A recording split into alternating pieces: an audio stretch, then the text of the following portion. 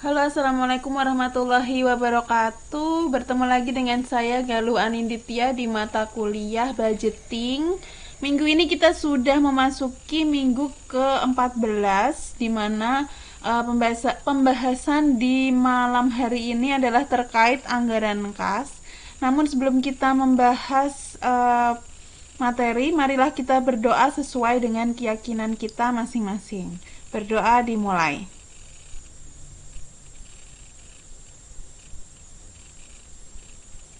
Berdoa selesai. Baik, jadi minggu ini kita membahas terkait anggaran kas, begitu ya.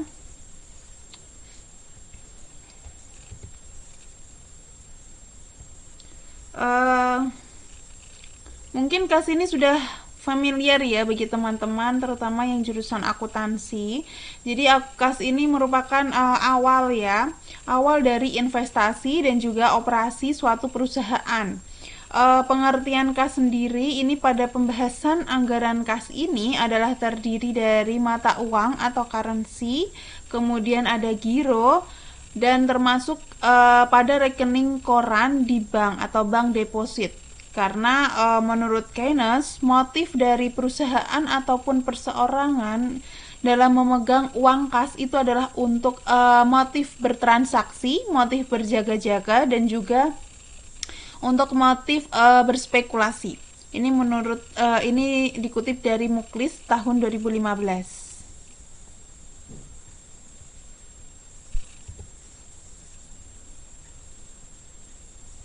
Jadi atas dasar motif itu juga perusahaan membuat anggaran kas ini, yaitu yang pertama untuk bertransaksi dalam hal pembelian bahan baku, pembayaran upah, dan transaksi lainnya, serta dapat menangkap peluang terkait adanya diskon. Tentunya jika perusahaan memiliki kas yang cukup, maka perusahaan bisa memanfaatkan peluang tersebut.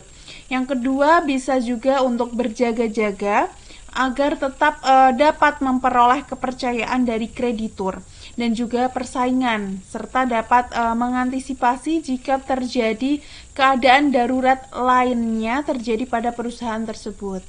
Kemudian yang selanjutnya itu untuk menangkap peluang bisnis yang sewaktu-waktu bisa terjadi. Jadi termasuk peluang diskon. Jika memiliki kas yang cukup, maka perusahaan itu dapat memanfaatkan peluang ini.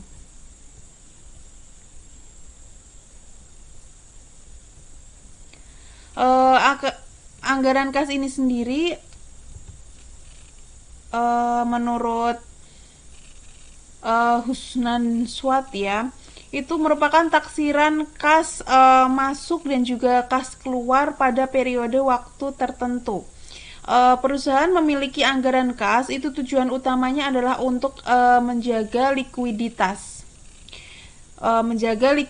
dari perusahaan itu sendiri, dan untuk mengetahui pada saat kondisi mana yang perusahaan ini mengalami defisit, dan pada saat kondisi mana pula perusahaan ini mengalami surplus kas.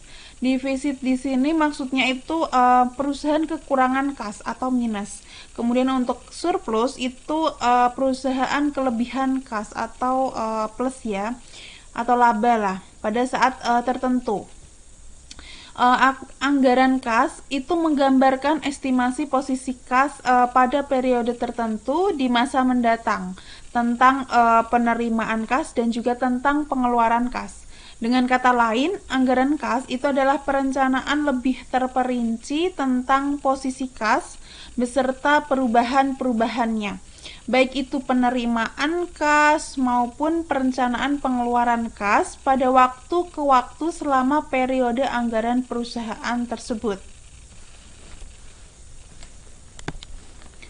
Dengan disusunnya anggaran kas ini, maka dapat berperan sebagai alat bantu manajemen dalam mengendalikan kas. Karena di dalam anggaran kas ini dapat mengendalikan kas karena di dalam anggaran kas ini dapat mengendalikan estimasi informasi tentang penerimaan dan juga pengeluaran kas di setiap periode tertentu pada masa depan, sehingga dapat diketahui kapan perusahaan tersebut dapat mengalami surplus dan juga kapan perusahaan ini mengalami defisit, dan pada akhirnya perusahaan dapat menjaga tingkat likuiditas dari perusahaan tersebut dengan baik. Ada beberapa tujuan kenapa perusahaan ini membuat ataupun menyusun anggaran kas. Yang pertama itu terkait untuk dapat dijadikan monitor posisi kas dari waktu ke waktu, apakah surplus dan juga defisit. Yang kedua itu dapat mempersiapkan kebutuhan pembelanjaan investasi dan juga pembiayaan lainnya. Kemudian juga dapat mengetahui kapan saatnya utang dibayar kembali. Yang selanjutnya itu dapat dipergunakan sebagai keputusan pengambilan kredit ataupun juga pemberian kredit. Ini masih berhubungan dengan surplus dan juga defisit kas tadi. Kemudian yang selanjutnya itu dapat dijadikan sebagai penyelaras dengan total modal kerja, pendapatan penjualan, biaya dan juga utang. Yang selanjutnya ini juga sebagai dasar penilaian terhadap realisasi kinerja karyawan, baik penerimaan maupun penggunaan dan juga pengeluaran kas. Mungkin ada yang ingin ditanyakan dari teman-teman, silahkan tuliskan komentar kalian di kolom chat, baik itu di YouTube maupun di Syakat, atau kita bisa berdiskusi di WA group. Ini berarti tinggal 2 kali pertemuan ya sama minggu ini, jadi tinggal 1 kali lagi kita membahas materi terkait budgeting, dan setelah itu kita akan UAS.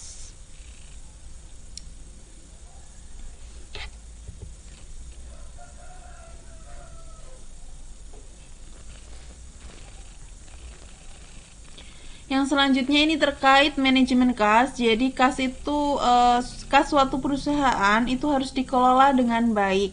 Sebab anggaran itu dapat diibaratkan merupakan suatu jantung ya, jantung yang senantiasa memompa, mengalirkan aliran darah, di mana aliran darah ini yang dimaksud adalah kas ke organ-organ tubuh lainnya. Yang dimaksud itu seperti divisi-divisi yang ada di perusahaan. Dalam hal ini dapat menggerakkan semua kegiatan perusahaan, khususnya untuk kegiatan operasi rutin. Suatu perusahaan yang kekurangan kas itu akan kehilangan trust atau kepercayaan, baik dari internal perusahaan yaitu karyawan maupun dari eksternal perusahaan seperti supplier, perbankan, dan lainnya. Jadi kan kalau supplier mau memberikan piutang kita, itu kan juga harus melihat laporan keuangan kita ya, apakah kita memiliki kas yang normal ataupun tidak. Dari sisi perbankan juga untuk memberikan kredit itu juga mereka melihat kemampuan kita dalam memenuhi likuiditas ataupun kemampuan kita dalam menghasilkan profitabilitas. Jadi kas ini menjadi hal yang penting oleh perusahaan. Jadi di internal perusahaan sendiri, terutama karyawan ya, tenaga kerja menjadi tidak percaya bila upahnya itu selalu dibayarkan tidak tepat waktu. Kalau kita sudah bekerja terus kita tidak dibayar, bahkan lewat sehari pun kita sudah ngedumel gitu ya, sudah bergosip. Jadi memang kas ini menjadi sesuatu hal yang penting gitu ya, dari internal begitu. Bahkan karyawan itu bisa tidak percaya kalau tidak atau lewat dari tanggal pembayaran. Bagi teman-teman yang bekerja pasti mengetahui hal ini ya. Kemudian dari sisi eksternal perusahaan itu seperti supplier, perbankan, itu juga menjadi tidak percaya apabila tagihan utangnya itu tidak dibayar tepat waktu. Jadi kita sebagai perusahaan itu harus memiliki predikat baik gitu ya. Jadi apabila kita punya hutang, kita harus membayarnya tepat waktu, atau mungkin ya jangan sampai telat lah, karena biasanya itu ada denda di sana. Dan menghilangkan kepercayaan dari pihak-pihak eksternal juga apabila mereka mau memberikan pinjaman kepada kita. Kemudian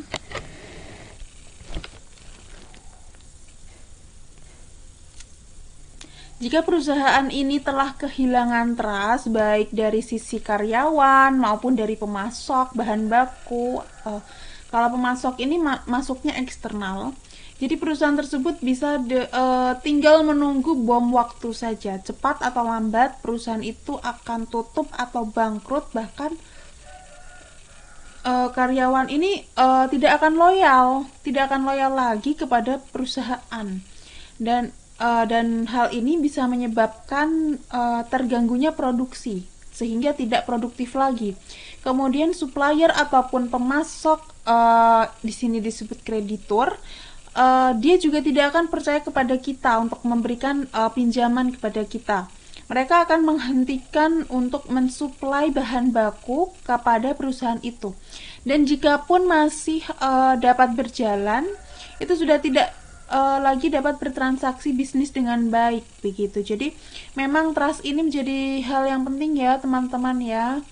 Bukan hanya dalam hal perusahaan, kita untuk kehidupan pribadi pun kepercayaan itu menjadi hal yang penting. Apabila ada teman kita yang mau meminjam gitu ya, kalau track recordnya buruk, dia biasanya nunggak atau biasanya dia itu nggak mau mengembalikan, itu kan kita jadi males ya untuk memberikan pinjaman ya. Tapi biasanya malah kita yang akan disalahkan sebagai pihak memberi pinjaman. Biasanya seperti itu.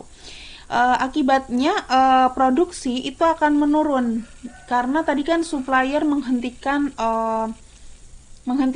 bahan baku ya yang disuplai ya. Jadi produksinya akan menurun atau berhenti, dan kualitas produksi akan rendah karena karyawan itu sudah tidak lagi loyal. Mereka akan milih pindah pekerjaan. Dan pada akhirnya barang yang diproduksi itu akan sulit bersaing untuk dapat diterima oleh pasar ataupun konsumen ya, karena produksinya terganggu, tersendat, tidak lancar, tentu hasilnya juga tidak maksimal. Kebangkrutan akan segera menanti. Oleh karena itu, anggaran kas menjadi penting bagi perusahaan. Dan perusahaan itu harus dapat mengelolanya dengan baik, hati-hati serta profesional. Jadi ya, kalau anggaran kas ini kita praktekkan untuk kehidupan kita pribadi dulu begitu ya. Kemudian yang selanjutnya ini ada gambar aliran kas dalam perusahaan. Untuk menyusun anggaran kas, terlebih dahulu ya kita harus memahami bagaimana aliran kas yang terjadi di perusahaan. Itu sudah ada gambarnya. Jadi gambar tersebut menjelaskan kepada kita bahwa kas itu sebagai capital pertama dari setoran pemilik perusahaan. Lazimnya itu disebut sebagai modal sendiri atau equity.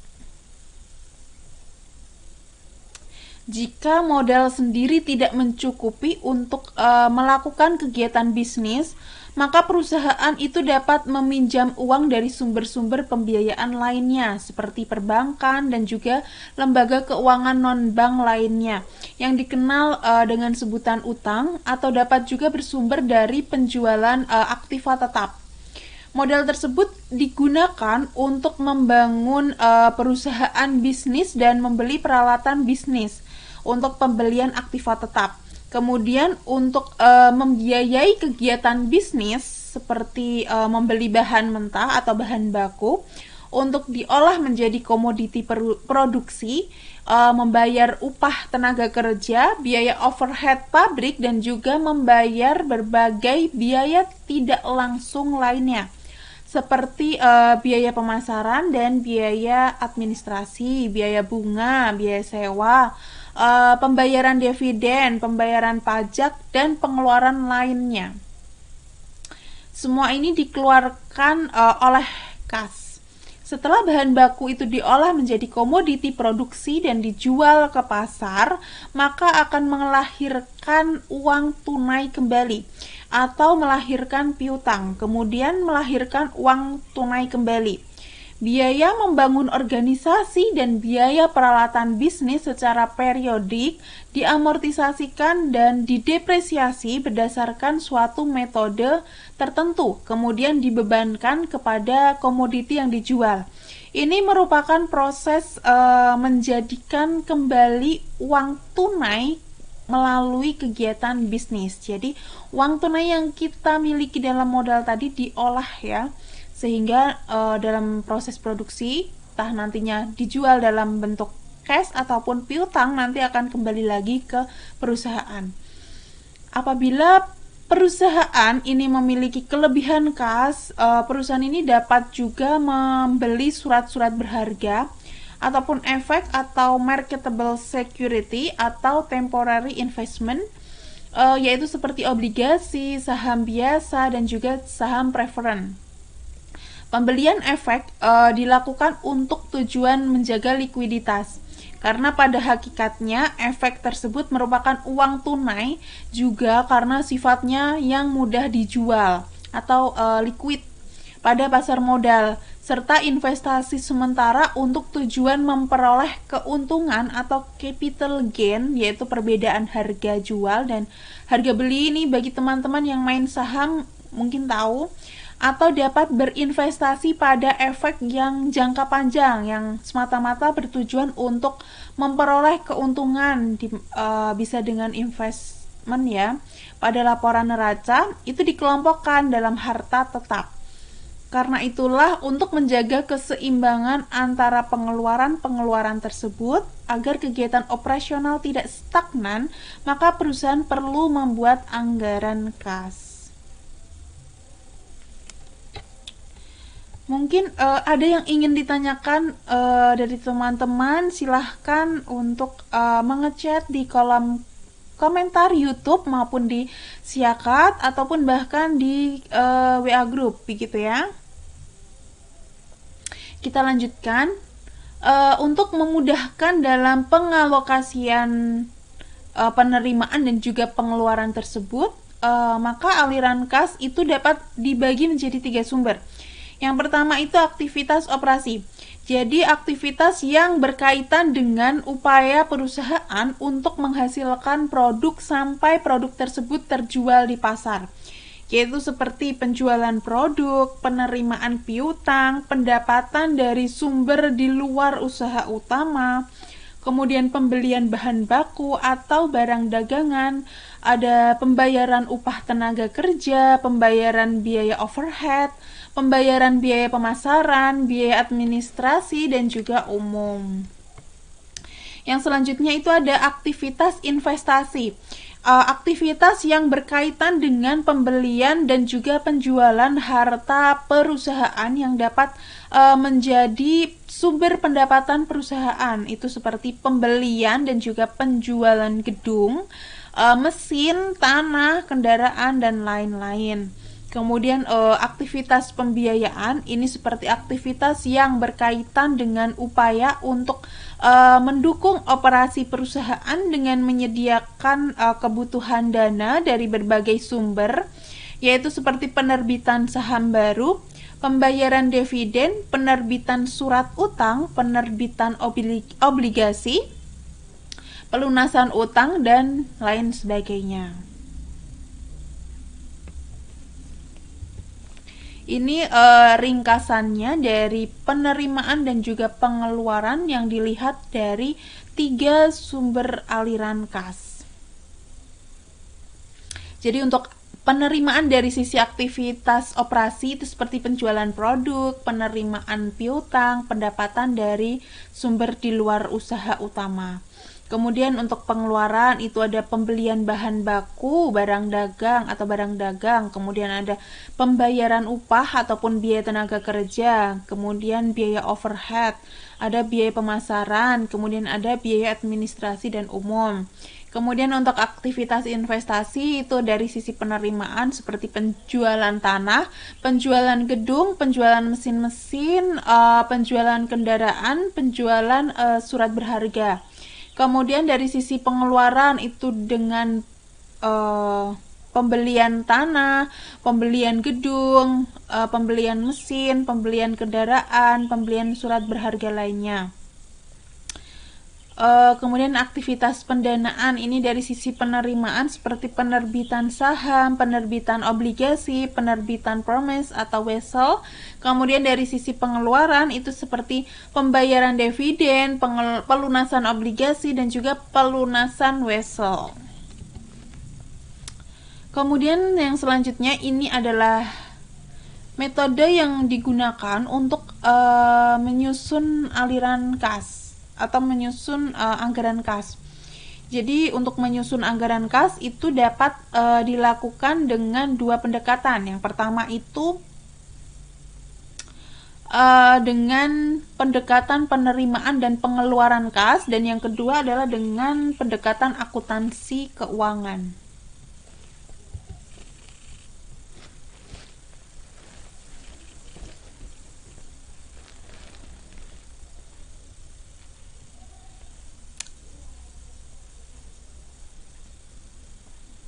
Yang pertama itu terkait menyusun anggaran kas dengan pendekatan penerimaan dan pengeluaran kas. Jadi pada pendekatan ini berguna untuk menyusun anggaran jangka pendek, di mana sumbernya dari penerimaan kas itu terdiri dari penambahan modal sendiri, hasil penjualan produk secara tunai, hasil penagihan piutang, penjualan aktiva ataupun penjualan obligasi, kemudian penerimaan pinjaman dari bank dan juga pinjaman lain. Kemudian apabila perusahaan ini mengakui pembebanan biaya penyusutan, depresiasi atau amortisasi, maka prinsipnya itu akan diakui sebagai biaya penyusutan, depresiasi atau amortisasi. Namun dananya itu tidak dikeluarkan secara kas. Karenanya atas pembebanan biaya tersebut, maka biaya penyusutan, depresiasi atau amortisasi ini dikategorikan sebagai bagian dari penerimaan kas. Kemudian dari sisi pengeluaran kas itu terdiri dari pembelian bahan baku, biaya upah atau tenaga kerja, biaya overhead, dan berbagai pembayaran lainnya. Kemudian pembelian aktiva, pembayaran dividen, dan juga pengembalian modal, pembayaran pinjaman, kemudian atau angsuran pinjaman, dan pembayaran pajak dan lainnya.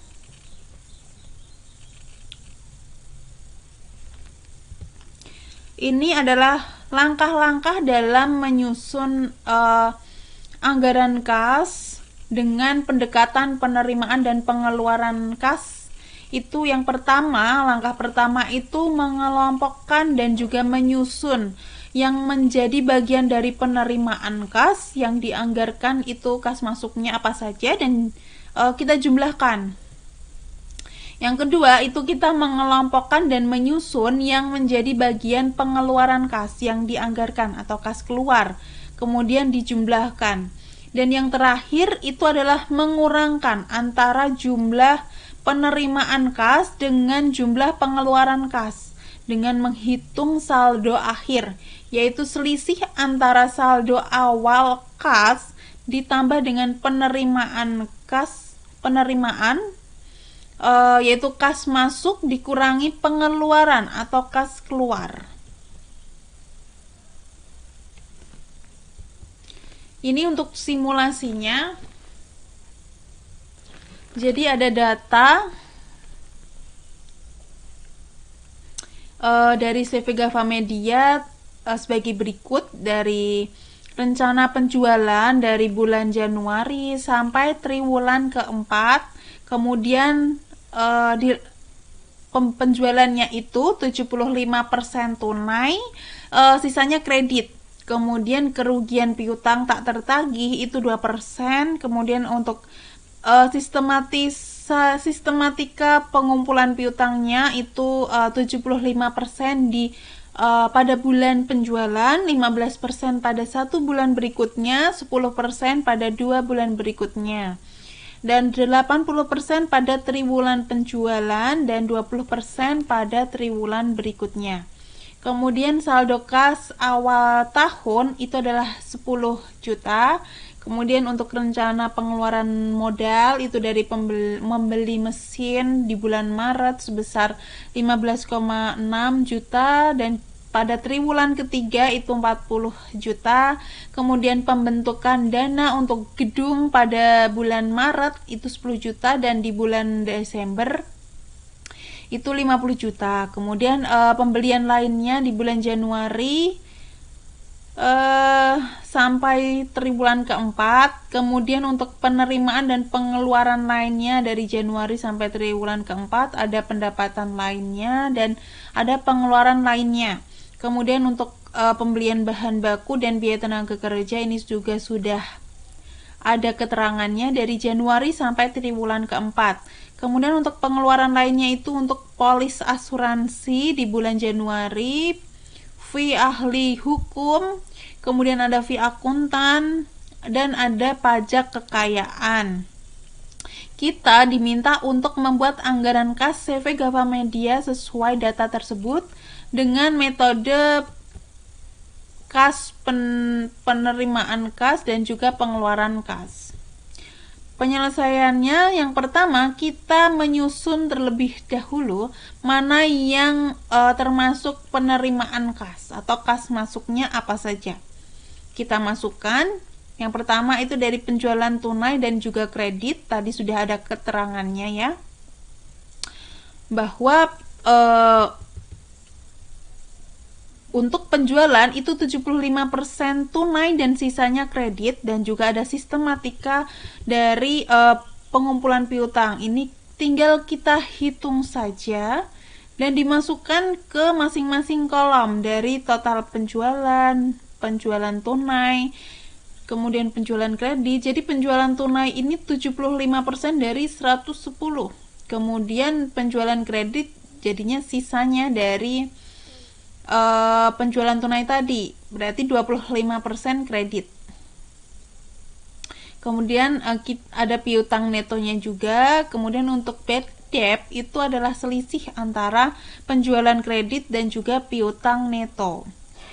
Kemudian kita masukkan semua dari bulan Januari sampai triwulan keempat dan kita totalkan, berarti itu sudah ketemu dari penjualan total dari penjualan tunai dan juga kredit untuk Januari sampai triwulan keempat. Yang selanjutnya kita membuat anggaran piutangnya. Tadi sudah ada keterangannya juga dari sistematika pembayaran piutang. Jadi kita sesuaikan dengan soal tadi, kemudian kita totalkan. Selanjutnya kita bisa membuat anggaran penerimaan kas. Jadi tinggal dimasukkan dari penjualan tunai, ini kita masukkan ke penjualan sini dari bulan Januari sampai triwulan keempat. Kemudian piutang, ini kan tadi sudah ada sistematika untuk pembayarannya, entah di bulan pertama itu tadi berapa persen, kemudian bulan selanjutnya berapa persen, itu tadi sudah ada di soal. Tinggal kita masukkan saja sesuai dengan apa yang sudah kita kerjakan di anggaran piutang. Kita masukkan per bulannya.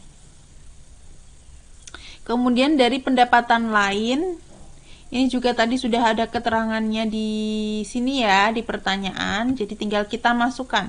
Kemudian kita totalkan, berarti ini sudah ada ya total dari penerimaan kas dari bulan Januari sampai triwulan keempat.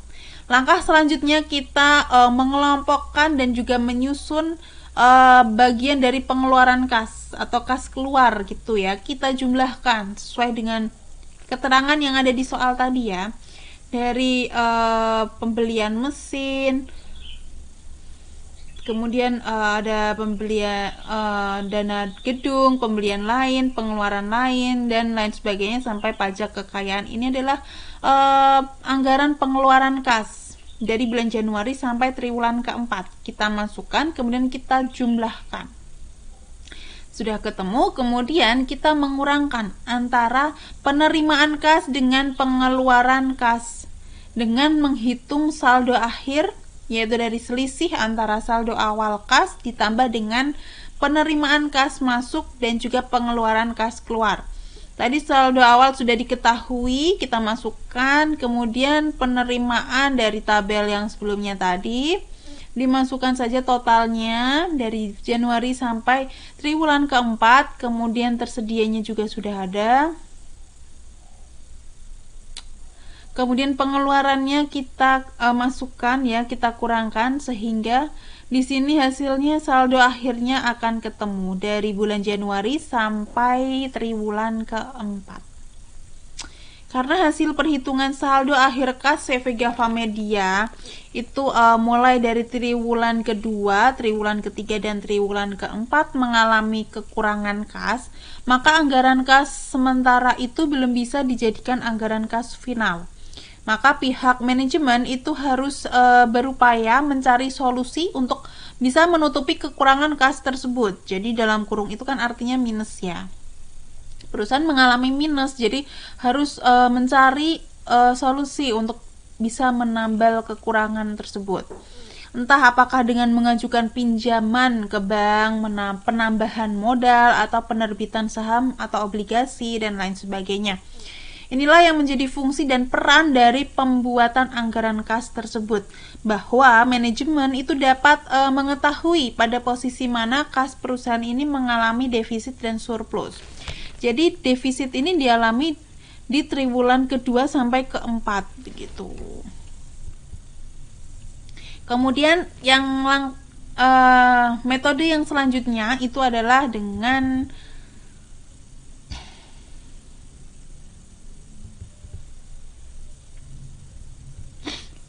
menggunakan pendekatan akuntansi keuangan. Jadi penyusunan anggaran kas itu kan dengan cara yang kedua itu dengan pendekatan akuntansi keuangan. Cara ini didasari dari laporan laba rugi dan juga neraca yang dihasilkan oleh accounting.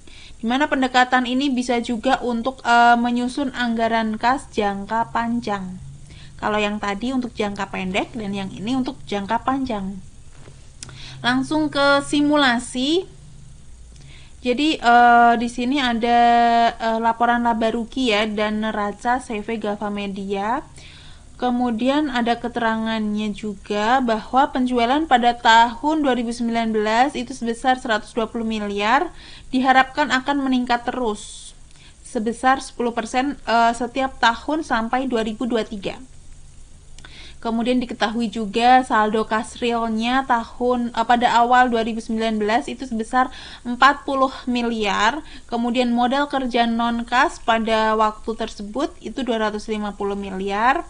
Dan modal kerja non kas ini akan meningkat pada proporsi yang sama dengan meningkatnya penjualan. Kemudian ada perkiraan biaya variabel sebesar 25% dari penjualan. Sedang untuk fixed cost-nya untuk tahun 2019 itu adalah 28 miliar dan akan meningkat dengan 20% di tahun 2022. Kemudian depresiasi dan juga amortisasi merupakan 20% dari 500 miliar, ini termasuk fixed cost. Kemudian pajak pendapatan itu 25%. Kemudian untuk sumber kas lainnya itu seperti penjualan aktiva tak terpakai untuk dari 2019 sampai 2023. Kemudian ada menjual saham portofolio itu di tahun 2019 100 miliar. Kemudian utang bank jangka panjang di tahun 2020 itu 200 miliar. Kemudian ada kebutuhan kas dari saldo sinking fund pada awal 2019 ini sebesar 50 miliar dan akan ditambah dengan 50 juta lagi pada 2019. Kemudian ada pembayaran kembali hutang obligasi sebesar 80 miliar dari sinking fund. Kemudian pengeluaran modal atau capital expenditure dari 2019 sampai 2023. Kemudian ada pembayaran dividen 2019 sampai 2020 itu masing-masing 30 miliar dalam setahun, dan untuk 2021 sampai 2022 itu sebesar 40 miliar dan di tahun 2023 itu sebesar 45 miliar. pengeluaran lainnya dari 2019 sampai 2023. Berdasarkan data tersebut, kita diminta untuk menyusun perkiraan rugi laba dan juga menyusun anggaran kas periode untuk periode mendatang. Untuk penyelesaiannya dari data tadi kita bisa mengelompokkan ya. Kita bisa buat perkiraan laba ruginya atau rugi labanya, kemudian kita bandingkan dari tahun 2019 sampai 2023. Dari data tahun 2023 itu didapat dari laporan keuangan, sedangkan tahun 2020 sampai 2023 itu anggaran yang dibuat berdasarkan data dari tahun 2019 tersebut. Kemudian kita menyusun anggaran kas jangka panjangnya. Jadi modal kerja non-kas pada setiap tahunnya itu dikalikan 110% karena berpengaruh dengan meningkatnya penjualan tiap tahunnya, yaitu 10%. Kemudian jumlah modal kerja itu sama dengan saldo kas awal ditambah dengan modal kerja non-kas pada setiap tahunnya. Kemudian kita susun anggarannya dan anggaran kasnya untuk tahun 2019 sampai 2023 sebagai berikut. Jadi untuk anggaran kas yang berdasarkan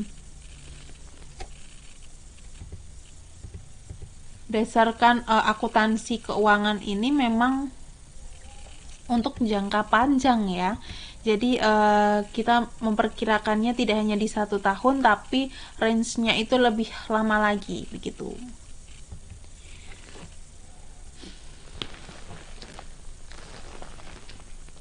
Mungkin itu saja dari saya. Kalau ada pertanyaan silahkan teman-teman untuk menuliskannya di kolom chat, entah itu di YouTube Siakat maupun di grup WA begitu ya.